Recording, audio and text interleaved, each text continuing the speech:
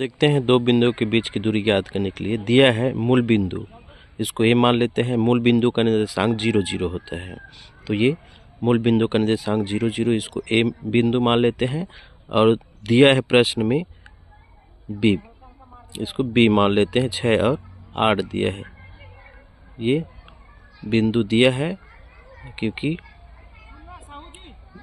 तो बिंदु ए हो जाएगा, बिंदु ए हो जाएगा 0 0, बिंदु बी हो जाएगा 6 8। यहाँ मान रख लेते हैं। पहला वाला कोष्ठक x1 y1 होता है, दूसरा वाला कोष्ठक x2 y2। तो x1 का मान 0 हो जाएगा, y1 का मान 0 हो जाएगा, और x2 का मान ये 8 हो जाएगा, और y2 का मान 8 हो जाएगा। तो ये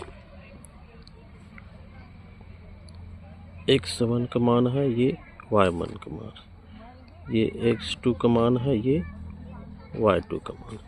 यहाँ रख दूँ x1 का मान 0, y1 का मान 0, x2 का मान 6 और y2 का मान 8 हो जाएगा। यहाँ मान रख दिए x1 1। अब हमारा सूत्र है दो बिंदुओं के बीच की दूरी ज्ञात करने के लिए ए बी बराबर करनी में x2 - x1 पूरे का वर्ग प्लस y2 - y1 पूरे का वर्ग। ये सूत्र में हम अब मान रख देते हैं। ये सूत्र है x2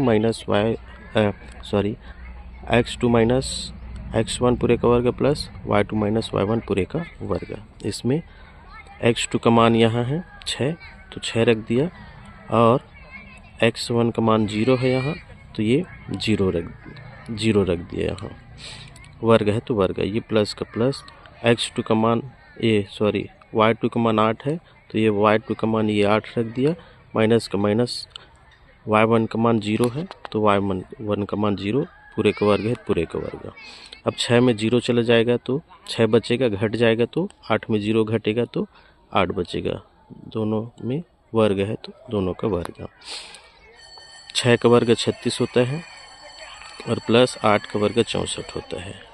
वर्ग पता नहीं रहेगा तो यही संख्या का गुणा कर लेना, 6 × 6, तो 6 6 के 36, 8 × 8, 8 8 64। 36 और 64 को जोड़ेंगे तो हमको 100 प्राप्त होता है। करनी में है ये 100 किसका वर्ग है, 10 का। 10 × 10 करते हैं तो 100 होता है, 10 दाम 100। तो 10 का वर्ग कर लेते हैं तो वर्ग और ये करनी कट जाएगा तो 10 इकाई बचेगा, और यही 10 इकाई हमारा आंसर होगा। यही हमको ज्ञात है।